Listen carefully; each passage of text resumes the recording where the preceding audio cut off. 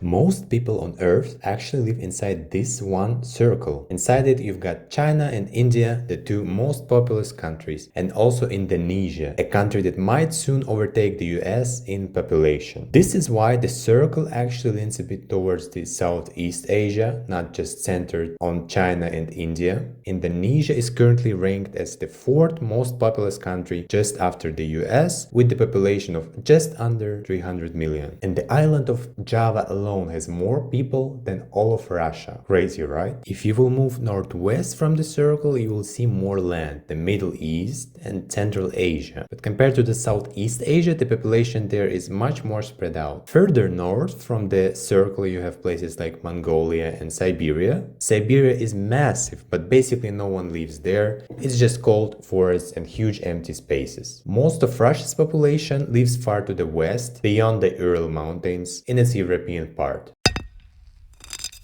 The same idea can be visualized in different ways. This is a global population density but in 3D. Each spike here shows how many people live in each small area, and the taller the spike, the more people are packed in. Right away, two regions dominate everything, India and China. The spikes are more frequent and much higher than in the rest of the world. Compared to them, many other huge parts on the planet are almost empty. But you can also spot clusters in places like Ethiopia, Nigeria, and Egypt. Some of these spikes represent cities with tens of millions of people. You can kind of see cities like Paris, London, Moscow, Istanbul, and some others. And also notice how closely people stick to the coastlines. You can almost see the borders of each continent. What can you say? People do love living near the sea. Actually, around 40% of the global population live near the coast, and the reasons usually are trade through ports, fishing, and easier transportation. Climate is also an important factor. Isn't it a dream to live in a house with a sea view? At least it is for me. The only exception are the far north, like parts of Russia and Canada. If it's extremely cold and everything is frozen, no reason to live near the sea. And also Australia, where the population lives in just a few key cities. And one more way to visualize this idea, population distribution by latitude and longitude. And it's surprising how many people live north of the equator. When we look at latitude, there is a huge gap in the far north, where almost no one lives. Even though there is a lot of land there, Alaska, northern Canada, Greenland, the Nordics, and parts of Siberia, almost no one lives in those regions. And when we look at longitude, there is another visible gap. In this area, it's mostly Atlantic Ocean, and the only land masses are Greenland and Iceland. Together, they don't even add up to 1 million people.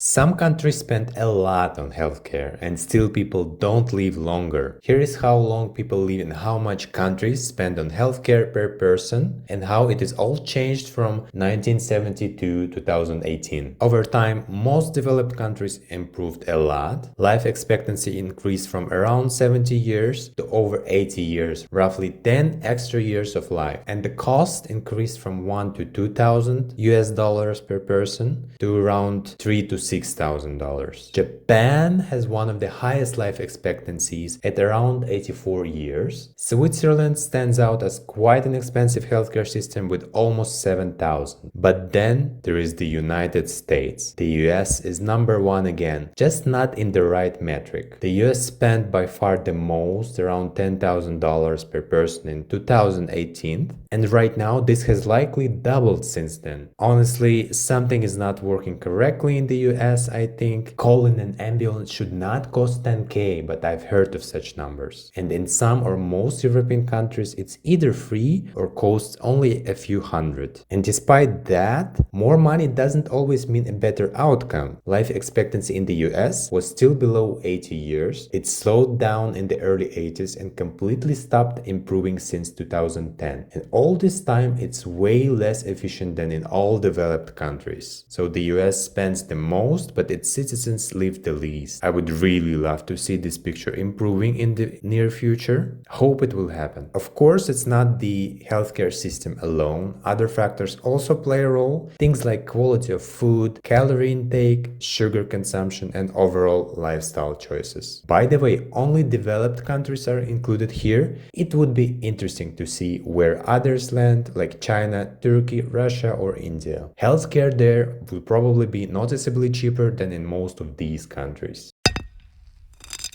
Did you know that in many countries the age limit is about buying alcohol, not drinking it? This map shows the legal drinking age in private. In most of Europe, drinking alcohol is legal at any age. The 18 plus restriction you are now thinking about usually applies to purchasing alcohol, not consumption. There are some exceptions though. In countries like Finland, Estonia, and Hungary, the minimum age to drink matches the selling age, which is 18 years. Lithuania goes even further with a minimum drinking age of 20, and in Egypt it's 21. In some Muslim countries, alcohol is completely illegal at all ages. Libya, Iraq, Saudi Arabia, and other parts of the Middle East.